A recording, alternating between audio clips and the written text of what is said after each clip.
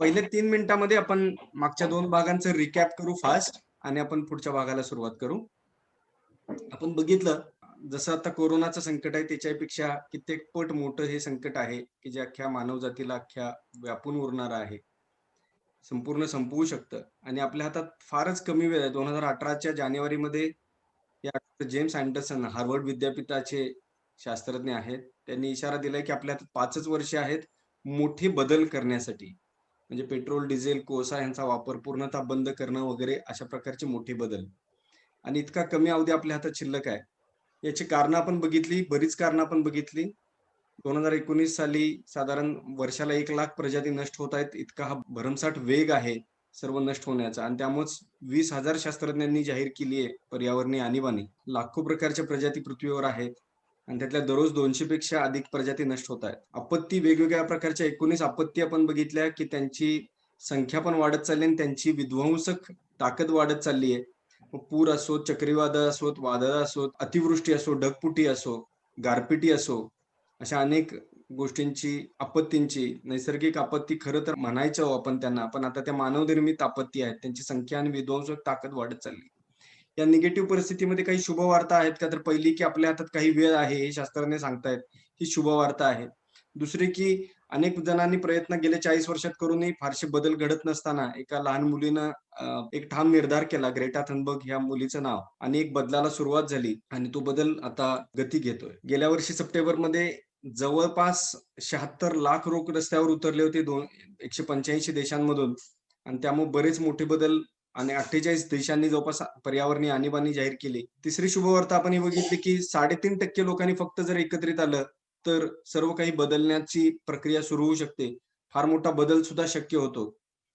आणि हे कोणत्याही सरकारविरोधात आंदोलन नसून त्याच्या पुढच्या पार्टमध्ये, सेकंड पार्टमध्ये आपण बघितलं, की ग्लोबल वॉर्मिंग म्हणजे नक्की काय? नुसतंच आपण पेपरमध्ये अनेक वेळेला वाचत असतो. पण त्या नक्की शास्त्रीय दृष्ट्या आपण समजून घेतलं, की कसे ग्रीन हाऊस गॅसेस वातावरणातले वाढत गेलेत आणि सूर्याची उष्णता रोखून धरतायत आणि त्यामुळं तापमान इतकं वाढत चाललंय, की दररोज 4 लाख अणुस्फोटाने इतकी उष्णता दररोज वाढत चालली. हे जे ग्रीन हाऊस गॅसेस आहेत, आपण बघितलं, की त्यांची उष्णता रोखून धरण्याची क्षमता जी आहे, कार्बन डायऑक्साईड हे सगळ्यात मोठा घटक आहे. आणि इतर जे गॅसेस आहेत त्यांची उष्णता रोखून धरण्याची क्षमता जी आहे त्याच्यापेक्षा जवळपास 23 पट, 300 पट, 10,000 पट आणि 23,000 पट जास्ती असलेले हे गॅसेस आहेत. आणि अशा गॅसेस बरोबर किंवा अशा प्लेयर्स बरोबर आपण हे युद्ध पुकारलेलं आहे आणि आपण त्यांना शरण जाणं ह्याच्याशिवाय दुसरा उपाय नाहीये.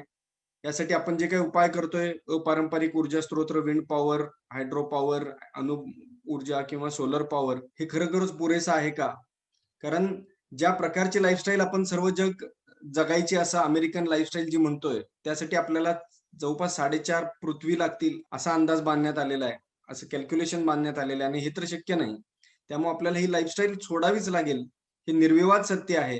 फक्त आपण ती किती लवकर सोडू हा मुद्दा आहे. त्यामुळे अपारंपरिक ऊर्जा ह्यांच्या मागे लागताच कमीत कमी कशी ऊर्जा वापरू, अशा प्रकारची जीवनशैली कशी असेल, हा मुद्दा आपण थोडासा बघितला. त्यामुळे आपलं कार्बन फूटप्रिंट कमी करणं, त्याच वेळेला छोटे-छोटे उपाय मग अगदी आपला जो कचरा आहे, त्याचं वर्गीकरण करणं, ओला कचरा घरातल्या घरात जिरवणं, इतर जो कचरा आहे, मग ते प्लास्टिक असेल, हे कमीत कमी वापरावं, वीज कमीत कमी वापरावी, पाणी कमीत कमी वापरावं, रेन वॉटर हार्वेस्टिंग करावं, असे छोटे-छोटे उपाय किंवा पेट्रोल, डिझेल या गोष्टींचा कमीत कमी वापर करावा. याच्याबद्दल थोडंसं बोललो आपण सेकंड पार्टमध्ये. आणि ही कमीत कमी ऊर्जा वापरण्याची जीवनशैली जी आहे, ही खरंच शक्य आहे का? तर शक्य आहे कारण 70 लाख वर्ष आपण तसेच राहत होतो. आता फक्त गेल्या काही वर्षांमध्ये आपल्याला याची सवय जडलेली आहे आणि अमेरिकेतली जी आमिष कम्युनिटी आहे, की जे जवळपास 3.5 लाख लोक आहेत, की जे कोणतीही वीज पण वापरत नाहीत, ऑटोमॅटिक कोणतंही मशीन वापरत नाहीत, कार वापरत नाहीत, काही वापरत नाहीत आणि अत्यंत सुखी, समाधानी, आनंदी राहतायत. हे प्रत्यक्ष अमेरिकेतच घडतंय. इतर ठिकाणचं कुठल्यातरी आफ्रिकेतल्या जंगलातलं आपण सांगत नाही आहोत. आणि मग 80-20च्या नियमाप्रमाणे आपण बघितलं, की आपण स्वतःचं कार्बन फूटप्रिंट कमी करणं याला 20%च महत्त्व द्यावं आणि 80% महत्त्व हे सामूहिक जे काही घडणार आहे त्याला, कारण ते जर नाही घडलं तर स्वतःचं कार्बन फूटप्रिंट कमी करून पण आपण स्वतःला वाचवू शकणार नाही आहोत. आणि त्यामुळे जनजागृती वेगानं होण्यासाठी आपण 80% प्रयत्न करणं. जसं सर आता म्हणाले, की घरातले सर्वजण जर झोपले असतील आणि घराला जर आग लागली असेल, तर पहिलं आपण घरातल्या सर्वांना उठवायचं काम करू आणि त्यामुळेच आपण जास्तीत जास्त संख्येनं कार्यकर्ते तयार होणं, वक्ते तयार होणं ही आता काळाची गरज झालेली आहे. तिसरी शुभवार्ता जी आहे, की 3.5% नियम आणि त्यासाठी भारतातील 6 कोटी किंवा जगातील 30 कोटी लोकांनी रस्त्यावर उतरणं गरजेचं आहे.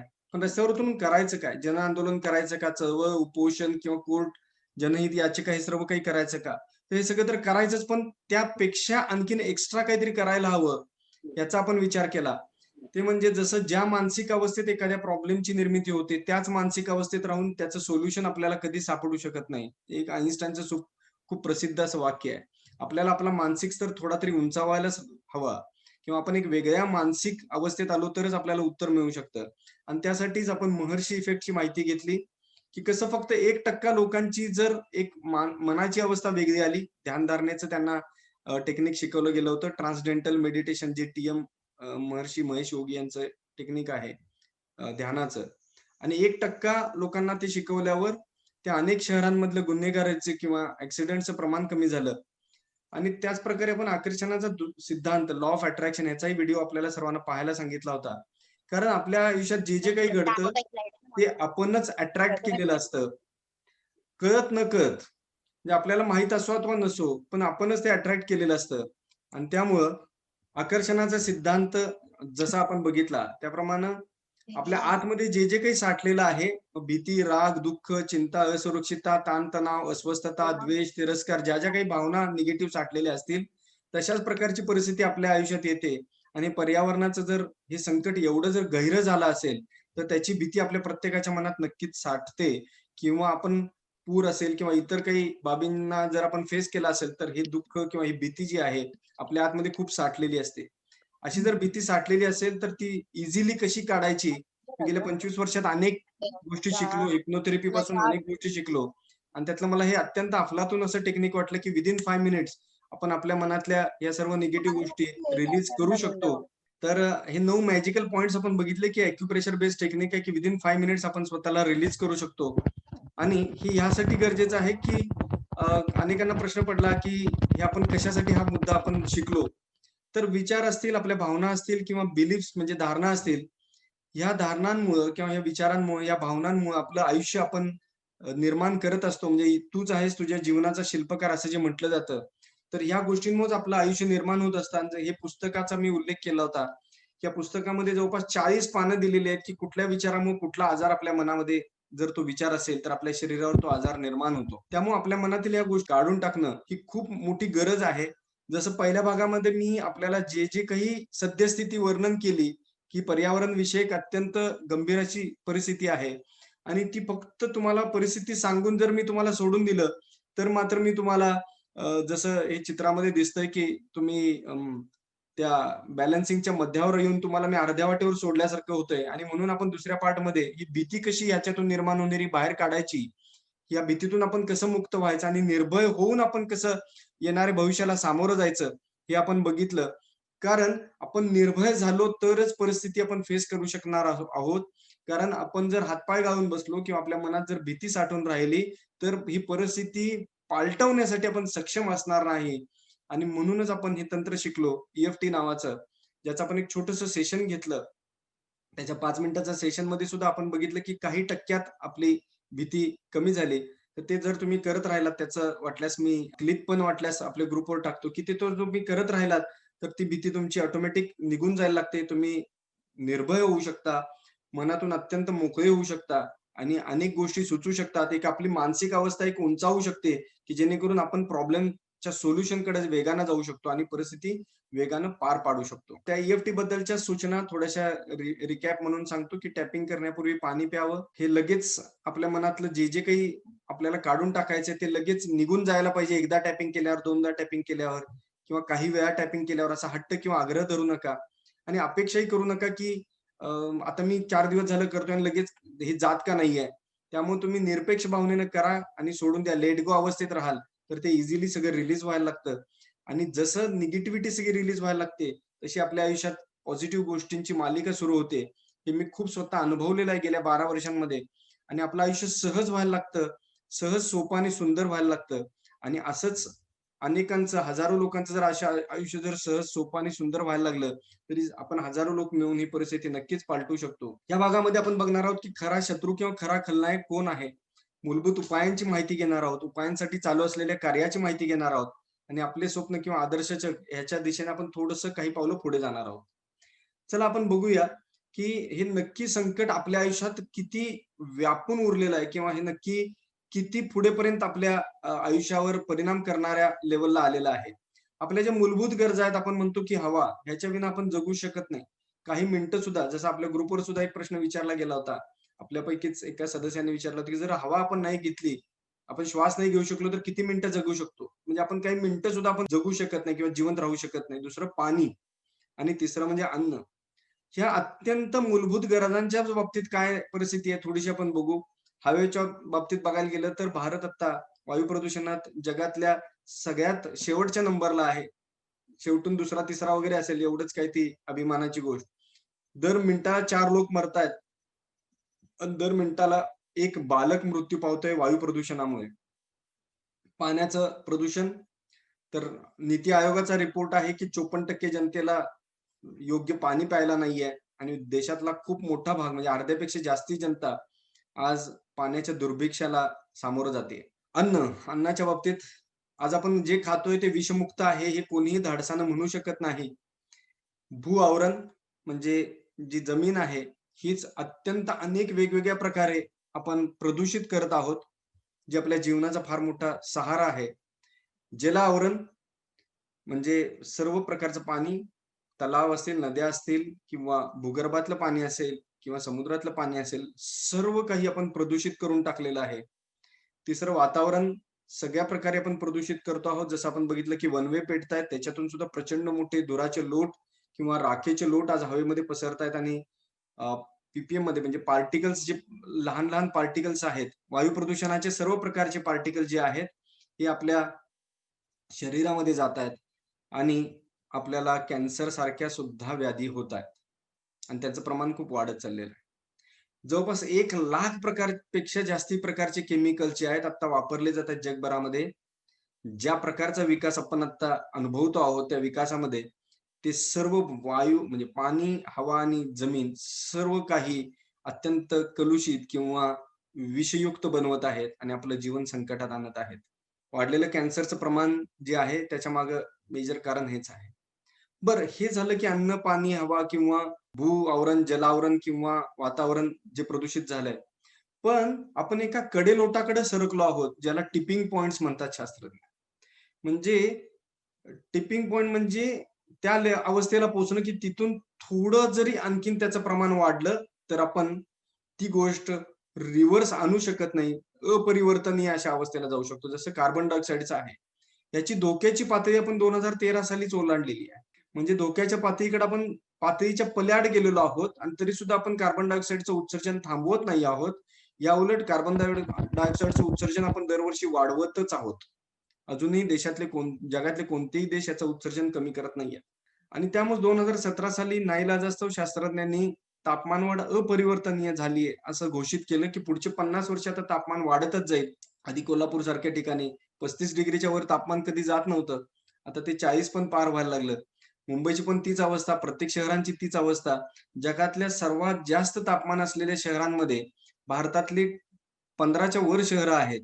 म्हणजे 15 मधली 13 शहरं काहीतरी भारतातली होती. कारण भारत हा फार इझिली म्हणजे vulnerable to the climate change effects असा आहे. आणि त्यामुळंच ही तापमान वाढ आता कितीही तुम्ही झाडं लावा, काही करा, ही दरवर्षी वाढतच जाणार आहे. मग असे जे टिपिंग पॉइंट्स आहेत वेगवेगळे, त्यातलाच एक आहे ग्रीनलँड नावाचा खूप मोठा खंड आहे हा. ह्याच्यावर प्रचंड काही लाख स्क्वेअर किलोमीटर पसरलेलं बर्फ आहे. बर्फाची थर आहे. आणि अक्षरशः पटणार नाही आपल्याला, की 3-3, 6-6 किलोमीटर अशी डेप्थ असलेलं बर्फ पण आहे. तर हे सुद्धा प्रचंड वेगाने वितळत चाललेलं आहे आणि ह्याचाही टिपिंग पॉइंट जवळ आलेला आहे, असं शास्त्रज्ञ आता म्हणतायत. तसंच सेम Amazonचं आहे. येणाऱ्या काही वर्षातच जसं आता Amazonचं खोरं जे आहे, हे प्रचंड मोठं जंगल आहे. अफाट मोठं जंगल आहे.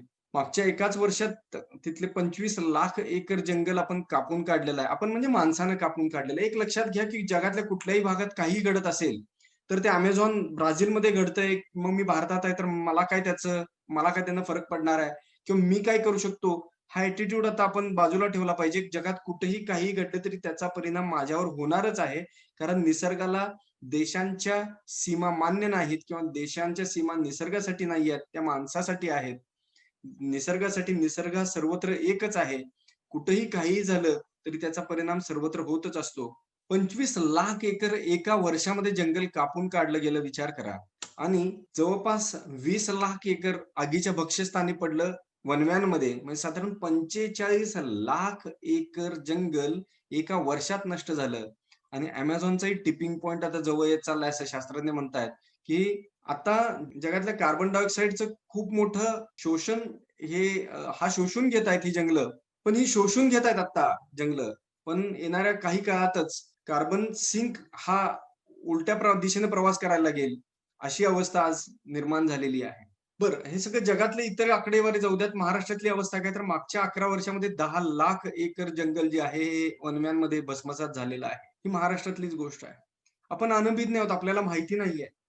आणि ह्या घटना, छोट्या-छोट्या घटना इतक्या वेगवेगळ्या स्तरावर येतात आणि त्या निघून जातात कुठेतरी पेपरमध्ये छोट्याशा बातम्या येऊन आणि आपल्याला त्याचा अंदाज येत नाही.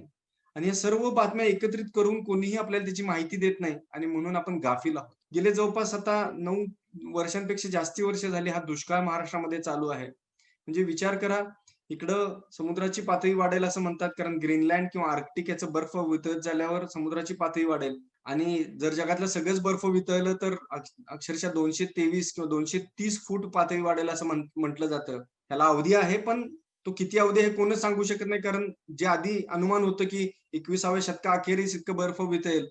तर आता असे काही ऑब्झर्वेशन्स केले जात आहेत शास्त्रज्ञांकडून वेगवेगळ्या ठिकाणी, की ते बर्फ वितळण्याचा वेग 100 पटीनं वाढलेला आहे. मग इकडे समुद्राची पातळी वाढली तर काठावरचे सर्व लोक मध्य भागात येणार आहेत. इकडे विदर्भ, मराठवाड्यातले लोक जे आहेत दुष्काळामुळे ऑलरेडी स्थलांतर करतायत. मोठ्या वेगानं लाखो लोक स्थलांतर करतायत. म्हणजे खूप मोठ्या प्रमाणात स्थलांतर हा एक फार मोठा मुद्दा आता येणाऱ्या काही काळात होणार आहे. आणि हे स्थलांतर अत्यंत वेदनादायी असतात. आणि आपण आत्ताच अनुभवलं कोविड नंतरच्या काळामध्ये. कारण जिथं तुम्ही जन्मलाय, जिथं तुम्ही लहानाचे मोठे झालाय, जिथं तुमच्या आयुष्याची सर्व सुरक्षितता होती, अशा वातावरणामधून तुम्हाला सर्व काही सोडून, काही फक्त गाठोडी घेऊन आपलं सर्व घरदार, जमीन, जुमला सर्व काही सोडून तुम्हाला वेगळ्या ठिकाणी जावं लागतंय आणि तिथं फार हलाखीचं जीवन जगायला लागतंय.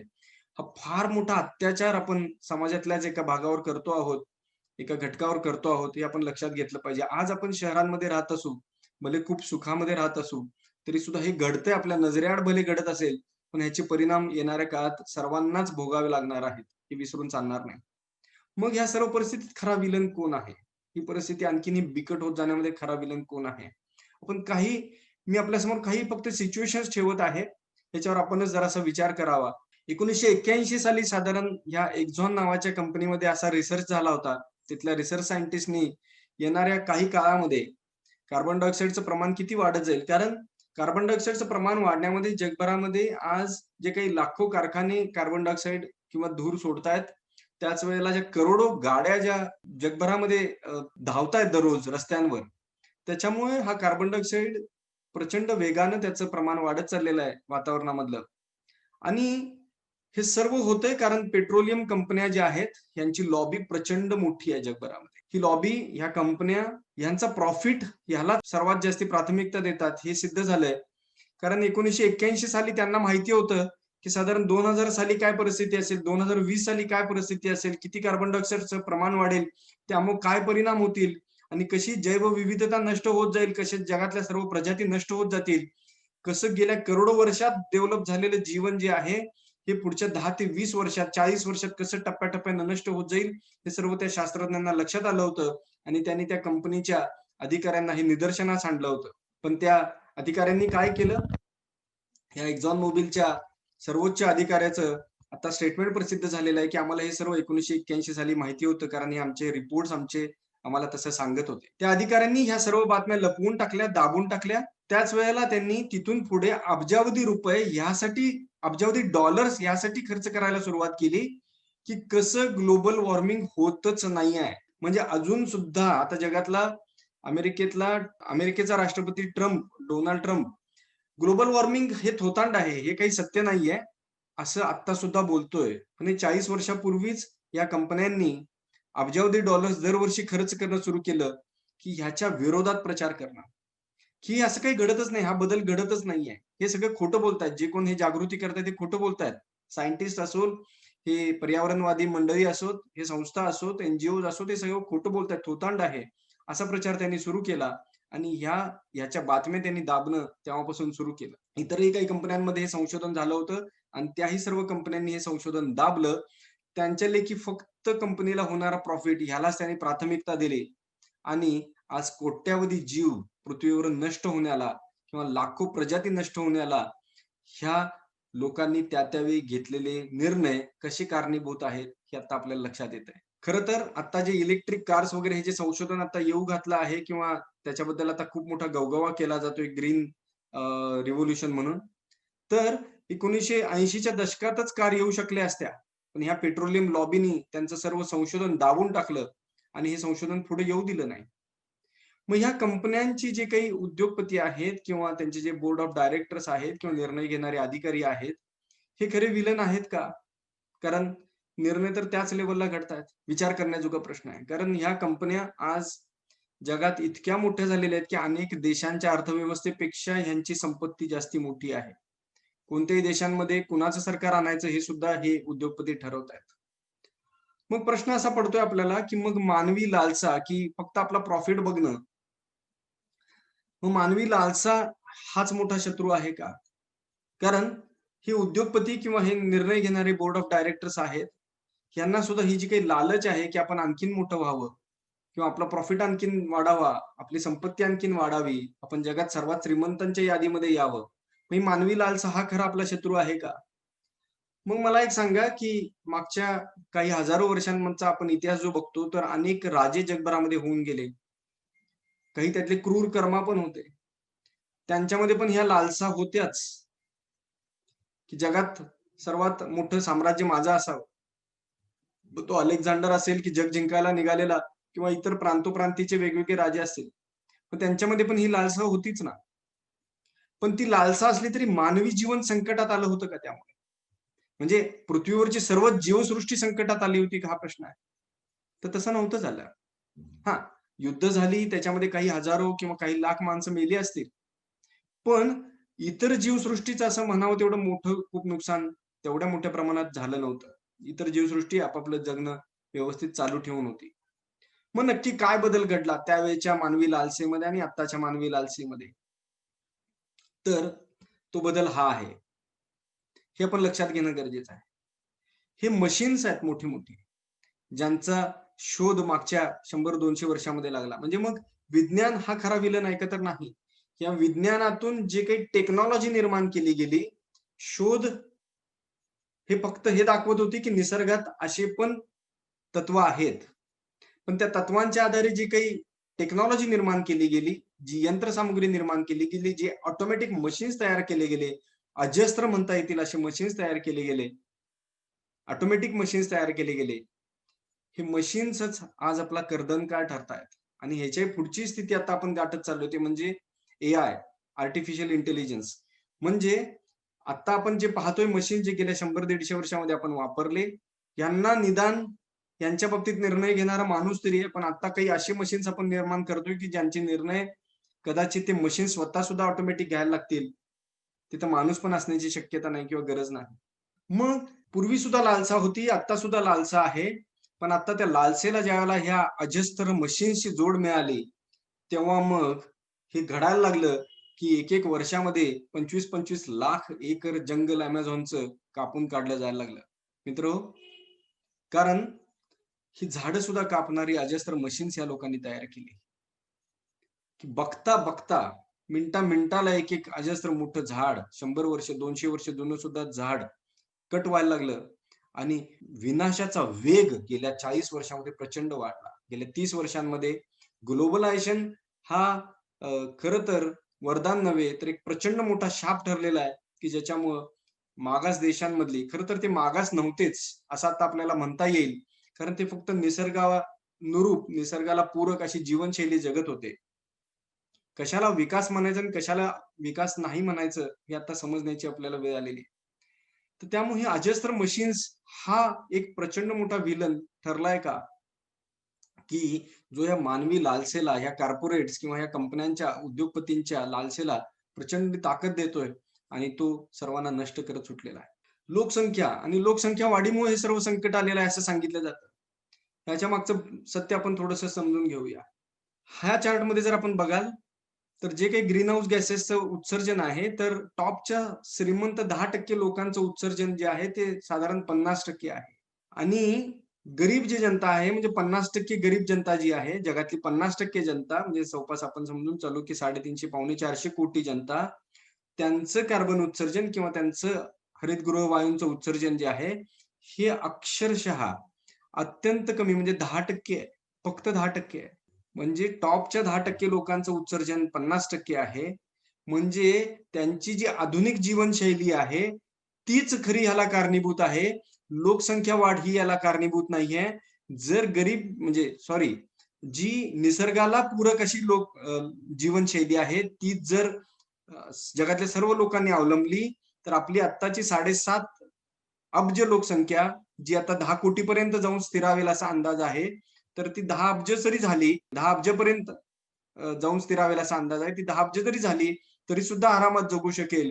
पण आधुनिक जीवनशैलीची जर त्याला जोड दिली, तर मात्र आपल्याला एक पृथ्वी सुद्धा पुरणार नाहीये. मग ह्या सर्व बाबतीतले जगातले प्रत्येक देशाचे राजकारणी ह्या सर्वाचे विलन आहेत का? असा एक पुढचा प्रश्न येतो. कारण अनेक धोरणं जी आहेत, या कारखान्यांना परमिशन देण्याचं काम तर राजकारणीच करतात ना. ध्येय धोरणं ठरवायचं काम हेच करतात. पर्यावरण विषयक मंजुऱ्या ज्या आहेत, हे क्लिअरन्सेस देण्याचं काम सुद्धा हे राजकारणी लोक करतात. मग हे राजकारणी विलन आहेत का? थोडंसं आपण लक्षात घेतलं पाहिजे बघा, की सहज आपल्याला आपण राजकारण्यांना दोष देऊन मोकळे होतो. मग तो ह्या पक्षाचा असेल, त्या पक्षाचा असेल. पण एक सांगतो मी तुम्हाला, जगातले सर्व राजकारणी असोत, कोणत्याही पक्षातले असोत, अगदी भारतातलेही कोणत्याही पक्षातले असोत, हे सर्व एका व्यवस्थेचे प्यादे आहेत. आणि त्या व्यवस्थेमध्ये कुठल्याही पक्षाचं सरकार आलं तरी पर्यावरणाचं नुकसान जे आहे हे तेवढंच झालेलं आहे. हा पक्ष आला म्हणून कमी, तो पक्ष आला म्हणून जास्ती असं नाही. 19-20 चा फरक असेल, पण पर्यावरणाचं नुकसान हे तेवढंच झालेलं आहे कोणत्याही पक्षाचं सरकार असलं. कारण हे राजकीय पक्ष किंवा त्यांचे नेते मंडळी हे बोलविते धनी असतात, ह्या कॉर्पोरेट्सचेच परत. या मोठ्या-मोठ्या अजस्त्र कंपन्या ज्या आहेत, ह्यांचा पैसा ह्यांना निवडणुकीमध्ये लागतो जिंकून येण्यासाठी. आणि मग जिंकून आल्यानंतर परत पुढची निवडणूक जिंकण्यासाठी अजून पैसा उभा करणं आणि मग निवडून आल्यानंतर ह्या उद्योगपतींना त्यांना हवे तसे निर्णय करणं, हे या राजकीय नेत्यांची एक मजबुरी बनून जाते. तर मित्र, मग ही आधुनिक विकासाची जी व्याख्या आहे, ही व्याख्याच आपण बदलायला हवी आहे का? हे जे काही इंडस्ट्रियलायझेशन आहे, औद्योगिकरण झालेलं आहे किंवा हे शहरीकरण झालेलं आहे, हाच मोठा एक अभिशाप ठरलेला आहे का? तर नक्कीच हा एक अभिशाप ठरलेला आहेच. कारण या औद्योगिक विकासानंच ही ऑटोमॅटिक अजस्त्र मशीन्स आणली आणि या ऑटोमॅटिक मशीन्सनंच आज प्रचंड वेगानं ऱ्हास जो आहे, हा अत्यंत द्रुतगतीनं विनाश जो आहे, हा ओढवून घेतलेला आहे. हा जी आधारित अर्थव्यवस्था, ज्याचं गोडवं गायलं जाते. जी वाढला की लगेच त्या सरकारचं कौतुक केलं जाते. कारण का? कारण जी वाढणं म्हणजे ह्या उद्योगपतींचे उद्योग वाढणं. एक लक्षात घ्या, जी म्हणजे ग्रॉस डोमेस्टिक प्रोडक्ट, म्हणजे जेवढं जास्ती उत्पादनं, म्हणजे जेवढे जास्ती प्रोडक्ट्स बनतील, जेवढे जास्ती उत्पादन होईल आणि जेवढे जास्ती वेगवेगळ्या सर्व्हिसेस वापरले जातील, तेवढा तेवढ्या मोठ्या प्रमाणात जी वाढ. मग जी वाढला म्हणजे विकास झाला का? आणि मग एवढा दर एवढे वर्ष जी वाढत आला, गेले 70 वर्ष भारतामध्ये किंवा जगभरामध्ये. मग म्हणून जगाचा विकास झाला का? थोडंसं आपण पुढच्या स्लाइडमध्ये बघू आपण नक्की. कारण हा अत्यंत भ्रामक विकास आहे. ही जी आधारित अर्थव्यवस्था काय करतीये? तर बघा, जगातील 1% लोकांचं उत्पन्न जे आहे, जगातील 1% लोकांकडं जगातील 58% संपत्ती आहे. 58.5%. भारतातच जर हे प्रमाण बघायला गेलं तर 1% लोकांकडे 73% पेक्षा जास्ती संपत्ती आहे. म्हणजे जी आधारित अर्थव्यवस्था ही समाजामध्ये विषमता निर्माण करते आहे. श्रीमंत आणि गरीब यांच्यामधली दरी निर्माण करते आहे. श्रीमंती इतके श्रीमंत होत जात आहेत, की ते सर्व व्यवस्थेला आपल्या काबूमध्ये आणतायत आणि मग परत माणसातले जे षडरिपू आहेत, हे जागृत होतात आणि मग वाटेल ते निर्णय घेतले जातात आणि सर्व पर्यावरणाचा ऱ्हास प्रचंड वेगानं सुरू होतो. हे जे काही राजकारणी असोत किंवा उद्योगपती असोत, जगभरातल्या सर्व राजकारण्यांचं आणि उद्योगपतींचं एकच सूत्र असतं, ते म्हणजे आपली सत्ता कशी वाढवत न्यायची आणि आपला पैसा कसा वाढवत न्यायचा. याच्यापेक्षा वेगळं काही असत नाही.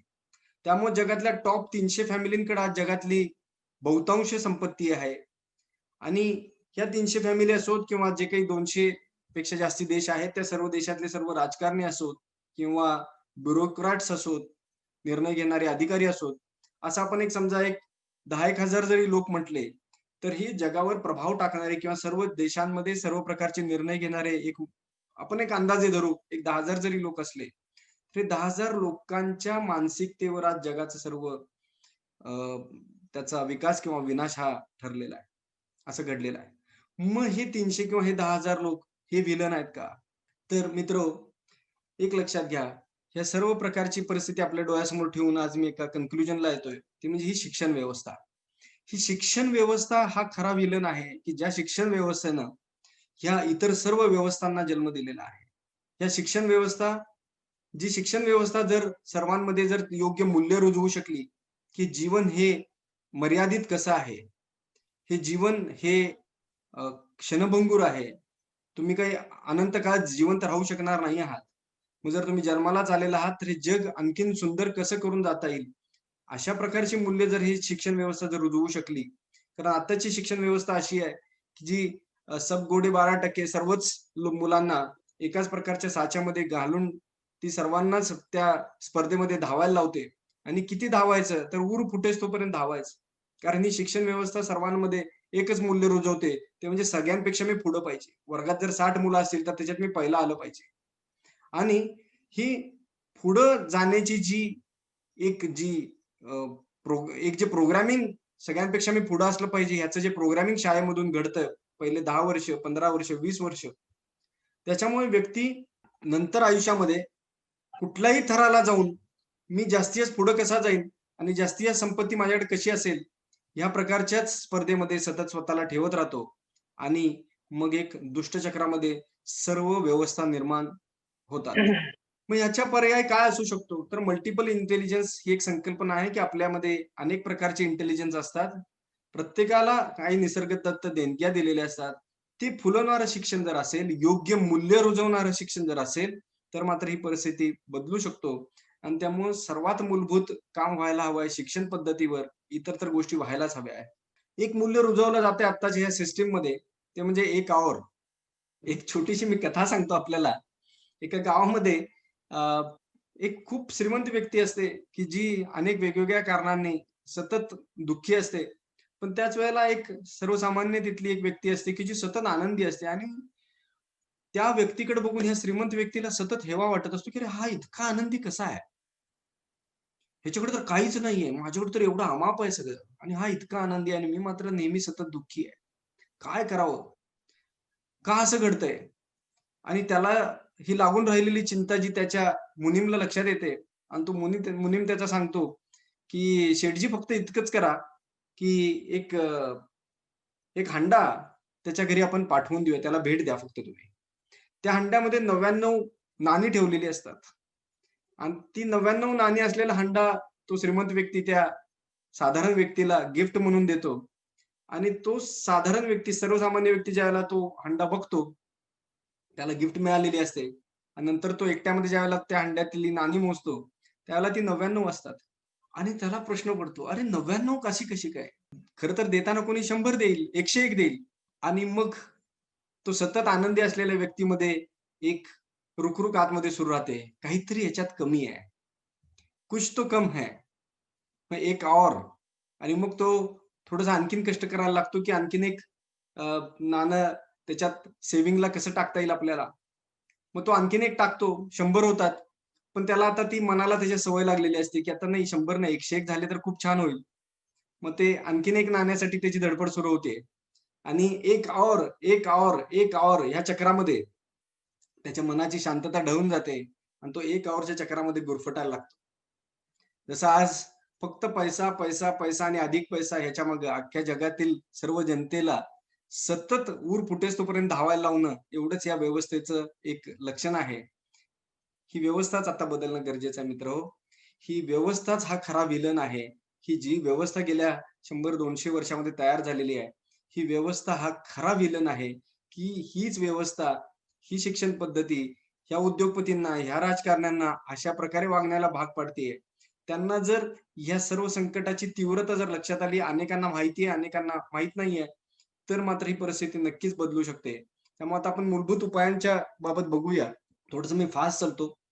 मूलभूत उपायांच्या बाबतीत युनो तर्फे 17 सस्टेनेबल गोल्स आहेत, की सर्व पृथ्वीवरील सर्व मानवी जीवन चांगलं होण्यासाठी 17 टार्गेट्स त्यांनी ठरवलेले आहेत, की पॉवर्टी असू नये, झिरो हंगर म्हणजे कोणी उपाशी राहू नये, सर्वांना चांगली तब्येत, सर्वांची तब्येत चांगली असावी, असं वातावरण असावं, चांगले शिक्षण मिळावं, जेंडर इक्वॅलिटी, लिंग समानता असावी, सर्वांना योग्य प्रकारचं पाणी मिळावं, पुरेसं पाणी मिळावं, योग्य आणि पुरेशी ऊर्जा मिळावी, योग्य कामधंदा, रोजगार आणि इकॉनॉमिक ग्रोथ मिळावी, इंडस्ट्री, इनोव्हेशन आणि इन्फ्रास्ट्रक्चर असावं, रिड्यूस इनइक्वॅलिटी म्हणजे असमानता कमी व्हावी, श्रीमंत गरीब दरी आणि इतर सर्व कमी व्हावं, सस्टेनेबल सिटीज आणि communities, responsible consumption and production, climate action, life below water, life on land and peace and justice सर्वत्र जगभर असावं आणि पार्टनरशिप्स टू अचीव्ह द गोल.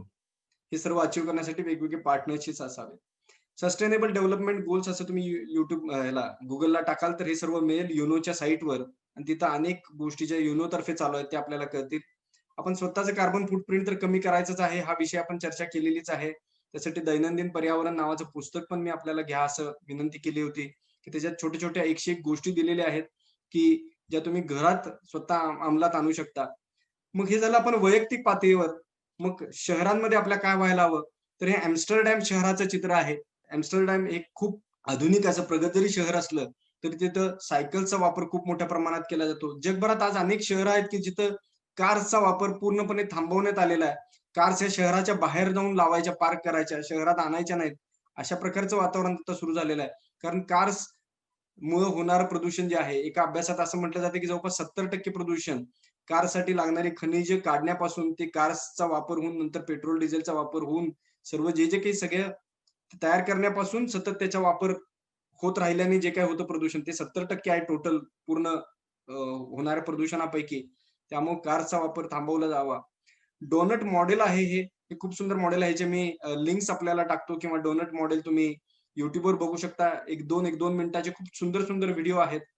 त्याच्यात शहरांचा विकास कसा व्हावा, की जो पर्यावरण पूरक असेल, ह्याबद्दल खूप सुंदर काम झालेलं आहे आणि अनेक शहरं आता जगातली हे मॉडेल वापरतायत.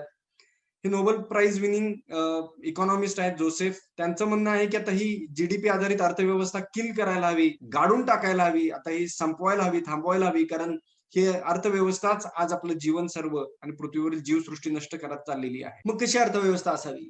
सेंट्रलाइज इकॉनॉमी म्हणजे काही मुठभरांच्याच हातामध्ये अमाप संपत्ती येणं आणि डिसेंट्रलाइज इकॉनॉमी म्हणजे हे सर्व संधी जी आहे सर्व लोकांमध्ये समानरित्या किंवा अनेक वेगवेगळ्या प्रकारे याची म्हणजे एकत्रित सेंट्रलाइज असू नये, डिसेंट्रलाइज असावं. जसं आपली खेड्यांची रचना होती, की सर्व गोष्टी तिथंच बनतायत, तिथंच विकतायत आणि तिथंच त्यांचा वापर होतोय. अशा प्रकारे डिसेंट्रलाइज इकॉनॉमीचं आपली आपली खेडेगावं हे एक सुंदर उदाहरण आपल्याला सांगता येईल.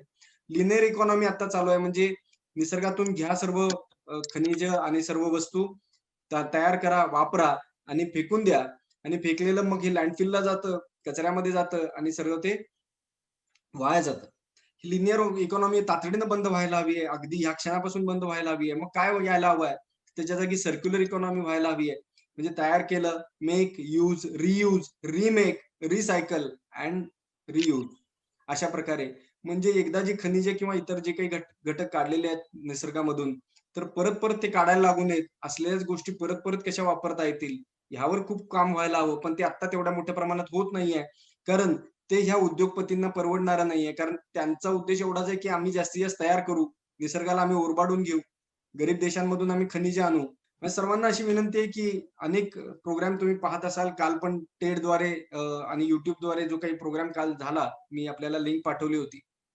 ह्यांच्याहीद्वारे आता पर्यावरण जनजागृतीसाठी खूप मोठ्या प्रमाणात कालच एक प्रोग्राम लॉन्च झालेला आहे. TEDx आणि ह्या सर्व मोठ्या कंपन्यांच्या माध्यमातून. ह्या कंपन्या सर्व प्रचार असा करतायत, की येस ग्रीन टेक्नॉलॉजी आपल्याला वाचवणार आहे. पण शास्त्रज्ञ स्वतः स्वीकारतायत, की एवढी ग्रीन टेक्नॉलॉजी आज प्रगत आणि एवढ्या स्केलवर आज उपलब्ध नाहीये, की जी आपल्याला या संकटातून बाहेर काढू शकेल. त्यामुळे टेक्नॉलॉजी वाचवेल या भ्रमातून तातडीनं बाहेर पडा. ह्याच्या बाबतीत पुरेसं संशोधन झालेलं आहे आणि हे ह्याच्याबद्दलच्या फिल्म सुद्धा आलेल्या आहेत, ही टेक्नॉलॉजी आपल्याला वाचवू शकत नाही. मग यातून बाहेर पडून करायचं काय? तर पुढचा विषय असा येतो, की जीवनशैलीच आपली बदलणे आणि जीवन व्यवस्थाच बदलणे. मिनिमॅलिझम. अगदी कमीत कमी संसाधनांमध्ये आपण कसं जगू शकू? आणि यातलं एक सुंदर उदाहरण मला आपल्या समोरचं सांगता येईल.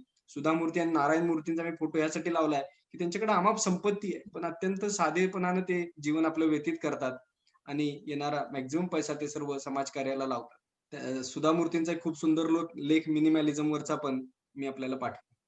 मग आता चालू असलेलं कार्य विविध प्रकारे ह्यासाठी जे आहे त्याची मी थोडक्यात अगदी ओळख करून देतो. हा न्यूयॉर्क शहरात निघालेला 11 लाख लोकांचा मोर्चा आहे मागच्या सप्टेंबर मधला. हे युथ मुव्हमेंट्स वेगवेगळे चालू आहेत. ही लहान मुलं म्हणतायत, की "देअर इस नो प्लॅनेट बी." दुसरा ग्रह नाहीये आपल्याला इथून निघून जाऊन दुसरीकडे वस्ती करायला. त्यामुळे ह्याच ग्रहावरचं जीवन वाचवणं गरजेचं आहे. ही एक्सटेन्शन रिबेलियन ही दुसरी तरुणांची संस्था आहे, जी अत्यंत अग्रेसिव्हली हाच विषय मांडते आहे.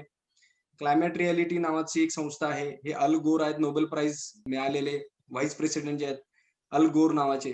त्यांचे आज 27,000 लीडर्स आज जगभर प्रचार करतायत, जागृती करतायत. अशा अनेक शेकडो संस्था काम करतायत. महाराष्ट्रातलंच बघायला जर गेलं तर हे सेलिब्रिटीज आपण आज बघतोय.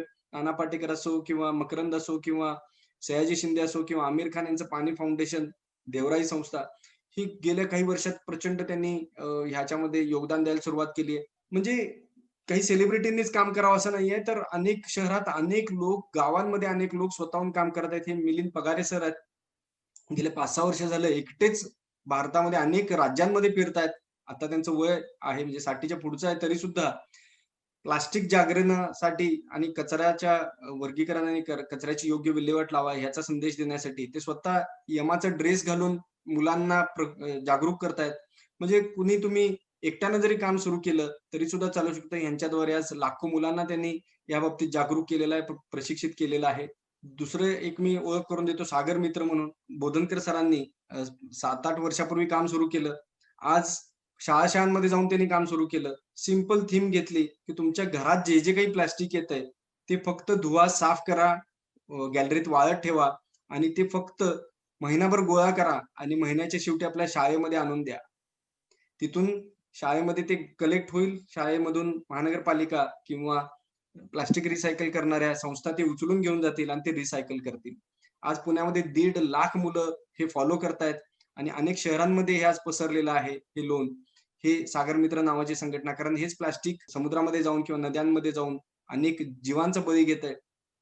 हे उचलून आता राजस्थानमध्ये सुद्धा गेलंय, महाराष्ट्रातल्या अनेक शहरांमध्ये गेलंय आणि या संस्थेचं कार्य आज इतरही काही मोरोक्को किंवा अगदी न्यूयॉर्कमध्ये सुद्धा पसरायला लागलेलं आहे.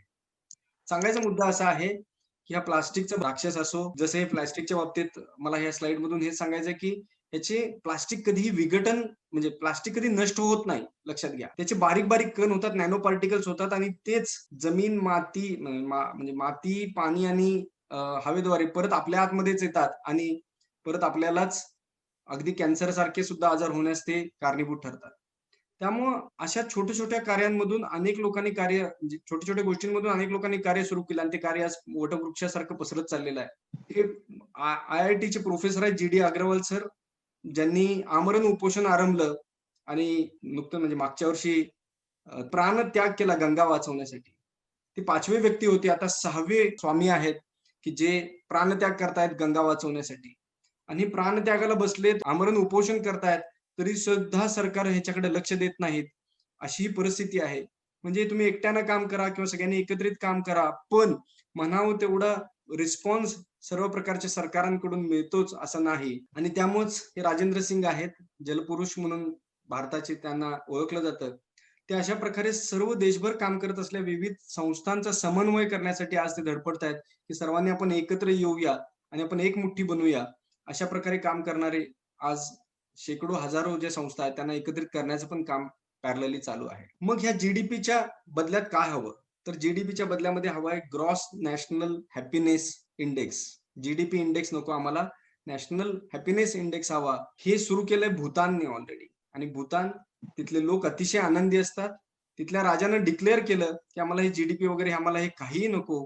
आमच्या लोकांना आनंदी ठेवण्यासाठी जे आवश्यक आहे ते आम्ही देऊ आणि हेच आज जगभर पसरणं गरजेचं आहे. कारण तोच खरा बॅलन्स्ड विकास असणार आहे. मग काही महिन्यांपूर्वीच ज्यावेळेला एक भारत, बांगलादेश, भूतान आणि नेपाळ वगैरे अशा काही 4-5 देशांचं एकत्रित एक योजना होती, की पर्यटन वाढण्यासाठी. तर या राजानं त्याच्यातून माघार घेतली, की जर पर्यटन वाढून आमच्या भूतानचं जर वातावरण बिघडणार असेल, पर्यावरण बिघडणार असेल, तर असला आम्हाला विकास नको. असलं पर्यटन नको आणि त्याच्यातून येणारा रोजगार किंवा त्याच्यातून मिळणारा पैसा आम्हाला नको, हा ठाम नकार त्या राजाने दिला आणि त्यातून ते बाहेर पडले. मला सांगायचा उद्देश असा आहे, की पर्यावरणाला सर्वात मोठा अग्रक्रम देणं गरजेचं आहे, तरच आपलं जीवन सुरक्षित राहणार आहे. क्युबा नावाचा देश आहे, त्यानं सुद्धा असेच काही उपाय अवलंबले आणि जगामध्ये आज त्यांनी एक वेगळी वाट अवलंबली. म्हणजे उत्तर अमेरिका आणि दक्षिण अमेरिकेमधला हा छोटासा देश आहे, तरी सुद्धा त्यांनी वेगळी वाट अवलंबली आणि जगामध्ये एक आज वेगळा आदर्श निर्माण केलेला आहे. जेसिका अर्डेन पंतप्रधान आहेत न्यूझीलंडच्या. सगळ्या तिथल्या उद्योगपतींचा विरोध पत्करून सुद्धा त्यांनी जीडीपी आधारित अर्थव्यवस्था ही संपवून टाकली. तसं त्यांनी 2018 सालीच डिक्लेअर केलं होतं युनोमध्ये. 2019 पासूनचा त्यांचा अर्थसंकल्प हा जीडीपी विरहित आहे आणि म्हणजे जीडीपी वाढवण्यासाठी जे जे काही उपाय आहेत ते त्यांनी करायचं बंद केलं. लोक कसे आनंदी राहतील, पर्यावरणपूरक विकास कसा घडवता येईल, ह्या संदर्भातच त्यांनी तो अर्थसंकल्प सादर केला आणि तो आता यशस्वीरित्या 1 वर्षापेक्षा जास्ती काळ त्यांनी तो राबवला. मग सद्यस्थिती आता काय आहे? सद्यस्थिती मित्र अशी आहे, की 1% पेक्षा सुद्धा कमी जनता जागृत झालेली आहे आणि त्यांची सर्व ऊर्जा कशासाठी जाते, तर उरलेल्या 99% लोकांना जागं करण्यात जात आहे. खरं तर आता परिस्थिती अशी आहे, हे संकट एवढं आव असून आपल्या डोळ्यासमोर उभं आहे. आता परिस्थिती अशी आहे, की आपण सर्व जनतेनं म्हणजे 100% जनतेनं हातात हात घालून उपाय करण्याकडे आपण आता वेगानं वाटचाल करायला हवी. पण उपाय करणं राहिलं दूरच, की 1% लोकांची सगळी ताकद या 99% लोकांना जाग करण्यात जाते. सरकारांना समजावण्यात जाते. आता सुद्धा पर्यावरण विरोधी अनेक कायदे केले जात आहेत आणि अत्यंत वेगाने सर्व काही नष्ट करण्याकडे सर्व कल आहे. नष्ट करण्याचा उद्देश नाही. उद्देश हा आहे, की अर्थव्यवस्थेला गती देणं. त्यासाठी आता भारतात 500 खाणी काढण्यासाठीचं डिक्लेरेशन आलं किंवा 41 कोळशाच्या खाणींचा लिलाव आता झाला किंवा इतर अनेक जे काही गोष्टी घडतायत. हे कोविड नंतरच किंवा कोरोना नंतरच्याच काळात घडतंय असं नाही, त्याच्याही आधी घडतंय आणि अनेक वेगवेगळ्या प्रकारच्या सरकारांकडून तेच घडतंय. पण ह्या सर्व परिस्थितीला जर आपल्याला मात द्यायची असेल, तर आपण हा एक ॲटिट्यूड आता आतमध्ये बाळगणं गरजेचं आहे, की हे सगळ्याला मी जबाबदार आहे. तुम्ही म्हणाल, की हे कसं काय? तर ह्या विषयावर आपल्याला थोडंसं विस्तारानं नंतर बोलता येईल. पण जोपर्यंत मी जबाबदार आहे असं आपण म्हणत नाही, तोपर्यंत आपण कार्यप्रवण होत नाही. हा एक वेगळा कॉन्टेक्स्ट आहे. हे समजून घेणं गरजेचं आहे. हा जबाबदार आहे, तो जबाबदार आहे, तो जबाबदार आहे. आपण म्हटलं, की आपण आपली जबाबदारी टाळून जातो आणि मग मी काय करू शकतो? असं एक असहायता आपल्याला येते आणि मग आपण काहीच न करण्याच्या मानसिकतेकडे जास्ती झुकतो. म्हणून ह्या सगळ्याला मी जबाबदार आहे आणि मी जबाबदार आहे म्हटलं तरच सर्व परिस्थिती पालटू शकते. ग्रेटा थनबर्ग या 15 वर्षाच्या मुलीने स्वतःला समजावलं, की येस मी जबाबदार आहे आणि ती हातात एक बोर्ड घेऊन उभी राहिली आणि जगात आज 200 देशांमधील जनता तिच्यासोबत उभी राहिली. जगातील सर्व शास्त्रज्ञ त्या लहान 15 वर्षाच्या मुलीमागे उभे राहिले. फक्त ह्या एकाच मानसिकतेमुळे, की येस मी जबाबदार आहे. मग मी जबाबदार आहे म्हटलं तरच मग मी काय करू शकतो याच्याकडे आपली विचारधारा पुढे सरकायला लागते. मग मला माझे आणि माझ्या पुढच्या पिढीचे भविष्य कसे कसे हवे आहे, ह्याच्याबद्दलची विचारधारा सुरू होते आणि त्या अनुषंगाने कृती सुरू व्हायला लागते. लक्षात घ्या मित्रहो, जे काही आपल्याला युद्ध जिंकायचंय ते युद्ध आधी मनात जिंकावं लागतं आणि जे युद्ध मनात आधी जिंकलं जातं, तेच पुढे प्रत्यक्षात जिंकलं जातं. मन के हारे हार आणि मन के जीते जीत असं म्हटलं जातं. जर मनातून जर आपण सक्षम असू, मनातून जर आपण एक विजेत्याचा ॲटिट्यूड घेऊन पुढे उतरू, तरच आपण जिंकणार आहोत हे युद्ध. त्यामुळे पुढच्या भागात आपण बघणार आहोत, की भारताने पर्यावरणीय आणीबाणी जाहीर करायला हवी का? जसं आज 48 देशांनी ऑलरेडी केलेली आहे मागच्या वर्षीच. मग आहार, कचरा, वीज, सिमेंट, वाहतूक आणि पाणी या बाबतीतही काही गोष्टी आपण पुढच्या भागात बघणार आहोत. श्रम आधारित किंवा कौशल्य आधारित वेगळी व्यवस्था आपण काही छान निर्माण करू शकतो का?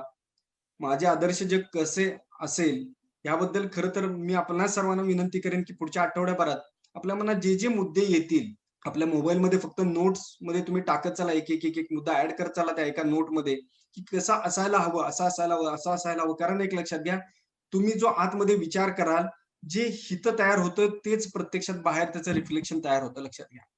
कुठलाही प्लॅन आता समजा तुम्ही ज्या वास्तूमध्ये बसलेला आहात, ती वास्तू सुद्धा आधी कोणाच्या तरी मनात निर्माण झाली आणि मग नंतर ती प्रत्यक्षात निर्माण झाली.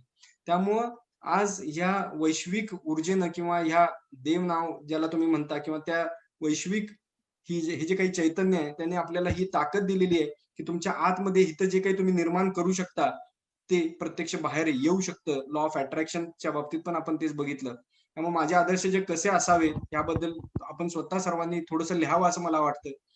आणि आपण शेवटचा मुद्दा हाही बघू पुढच्या भागात, की 3.5% जनता आपल्या सोबत कशी वेगानं उभी राहील, यासाठी आपल्याला काय करायचं आहे. आणि काही फ्रिक्वेंटली आज क्वेशन्स पण आपण बघू आणि एवढं सगळं बघून आज मी माझा आपला हा सेशन संपवतो. परत एकदा आपण महाराजांचे मावळे आहोत हे जर आपण अभिमानाने सांगतो तर आपल्याला हे युद्ध जिंकावंच लागेल. आपल्याकडे दुसरा कोणताही पर्याय नाही आणि आपल्या हाती वेळ कमी आहे. असा समारोप करून let's get to connected to fail. आपण इतके एकत्रित येऊया की कधीच आपण फेल होऊ शकणार नाही. धन्यवाद. कुणाचा काही प्रश्न असेल तर विचारू शकता. सर मी डॉक्टर नानाभाई बोलतो. हा डॉक्टर माझा सर. काही हा आपण असं विचारतो की माझं एवढं करून काय होणार, मी एकटा कसं करणार, मी केलं तरी पण काय होणार आहे, काहीच नाही होणार, ही स्थिती झाली आहे लोकांची. मी बरोबर त्यासाठी मला ते स्टिम्युलेट करायचं लोकांना की तुम्ही पण काहीतरी करा. कारण जसं काही ट्रेकला पण मी सांगतो की कचरा टाकायचा, पॉकेटमध्ये टाकायचा, पण लोक म्हणतो की त्या मी काय करू शकणार, ते मनस्थिती झाली आहे लोकांची, असं माझा विचार मी पुढे करतो. आपल्याला त्या माइंडसेट मधून बाहेर यायला लागेल. येस पण तेच जसं थेंबे थेंबे म्हणून मी चालू तळेसाचा केलं डिस्कशन. थेंब थेंब होऊन जर तळस बरोबर असतं आहे. तसं आपण एक एक एक एक माणूस गोळा करून एक मोठी एक्झॅक्टली फोर्स उभं करू शकतो आपण. बरोबर आहे. Yes sir.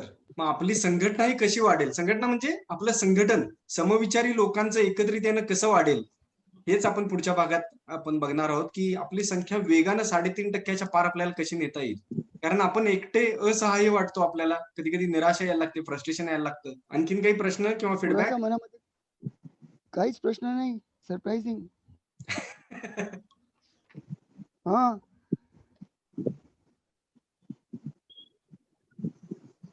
समजल्यामुळे की काहीच न नमस्कार समजल्यामुळे? सर. नमस्कार. हा धन्यवाद. बोला सर. माझा एक अनुभव शेअर करतो. हा सर. आमच्याकडे काही सोसायट्यांमध्ये प्लास्टिक मधून कचरा टाकून ते गटारामध्ये टाकणं, नाल्यामध्ये टाकणं, हा प्रकार काही वेळा माझ्या निदर्शनास आल्यावरून मी त्यांना रोखलं त्यांना. तर त्याने उलट सांगितलं होतं आम्हीच दिसतो का, असं काही प्रश्न येतात समाजाकडून.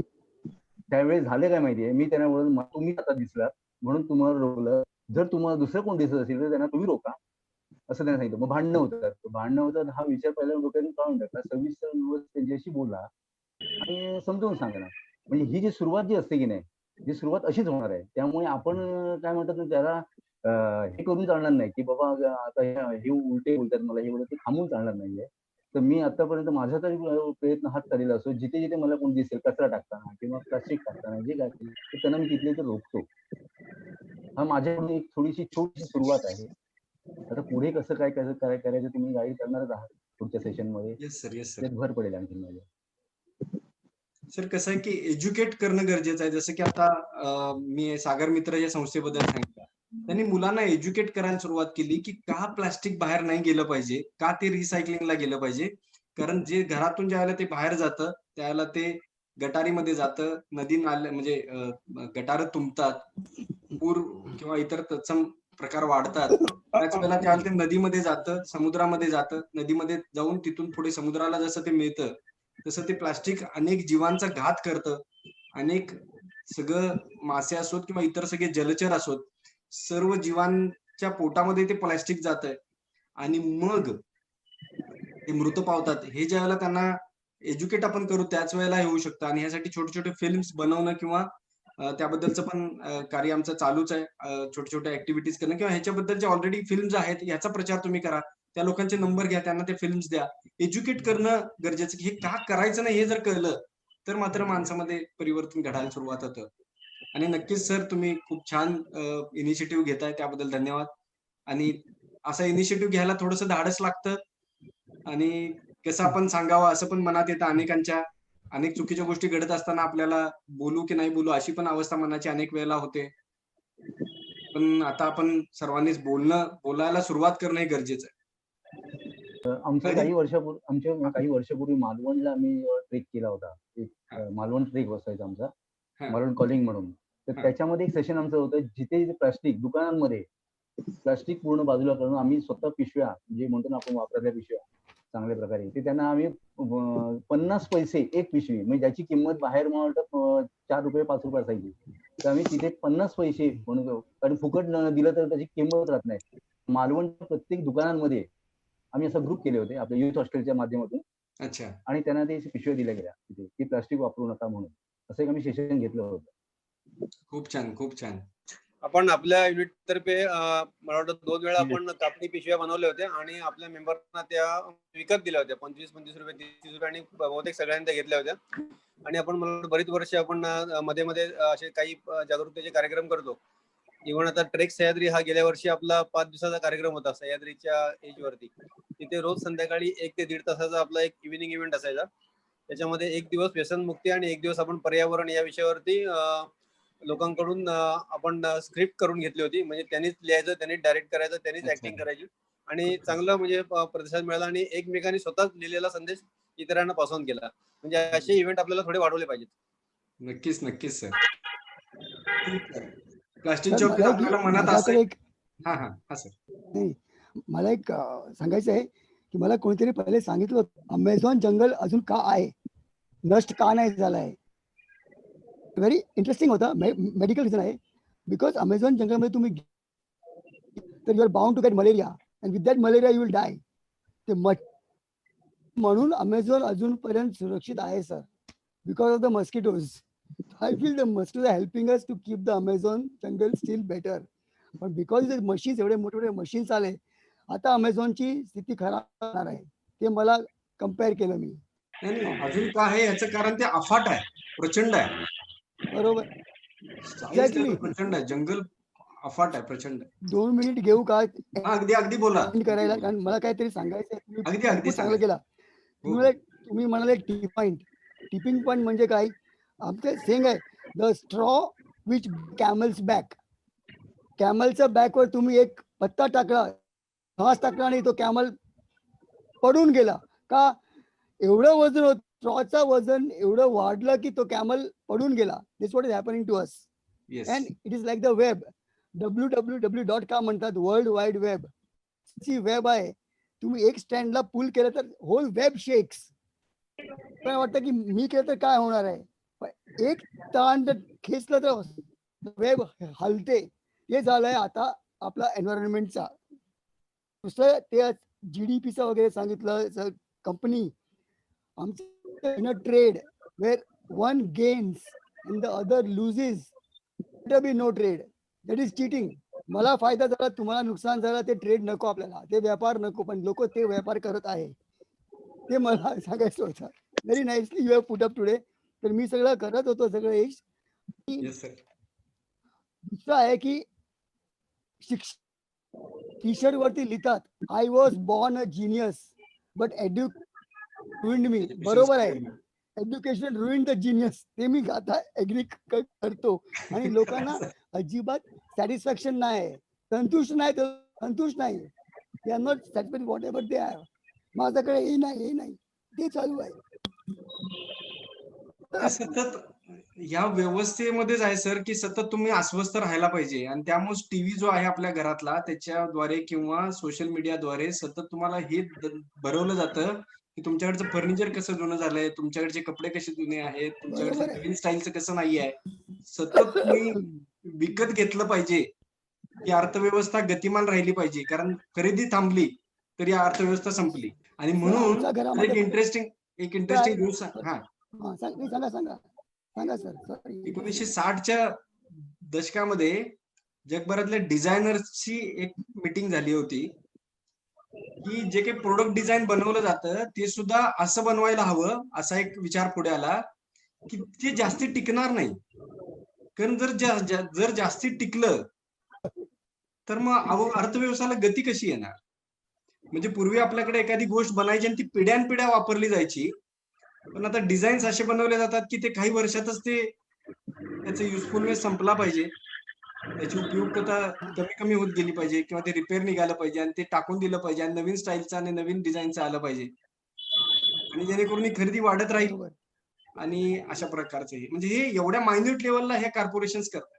आमच्या घरामध्ये जो फर्निचर आहे, 70% फर्निचर ग्रेट ग्रँडफादरचे आहे. सगळे फर्निचर्स. क्या बात आहे. 30% माझा वडिलांनी केलं होतं तेच आहे. आणि आम्ही काही नवीन ऍड केलं नाही. लास्ट खूप 60 छान. इयर्स मध्ये आम्ही नवीन काय ऍड केलं नाही. We love that furniture. काय. आणि तुम्ही जे सांगितलं लोकांचे नाव सगळे,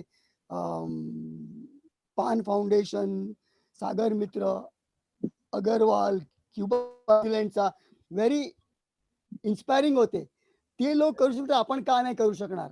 if they do it, why we can't do it? आणि शेवटचा मला सांगायचं आहे, if you want to go to heaven, you have to die. स्वर्गाला जायला तुम्ही मेलं पाहिजे, म्हणजे you have to do it. ते माझं कॅच आहे.